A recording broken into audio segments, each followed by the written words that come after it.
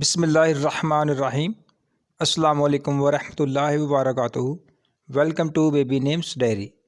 آج کی ویڈیو بچوں کے کان میں اذان کب اور کس سے دلوائی جائے اس کے متعلق ہے۔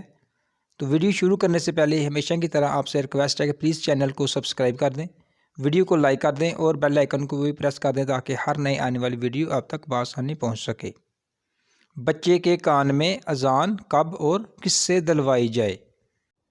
بچے کی پیدائش کے بعد اس کے کان میں اذان دینے کے لیے کسی امام یا مؤذن کا ہونا بہت ضروری نہیں ہے، بلکہ بچے کا والد یا کوئی بھی نیک شخص جسے کلمات اذان و اقامت یاد ہو وہ بچے کے کان میں اذان و اقامت کہہ سکتا ہے۔ تو ویورز، امید کرتا ہوں کہ آپ کو ویڈیو پسند آئی ہوگی۔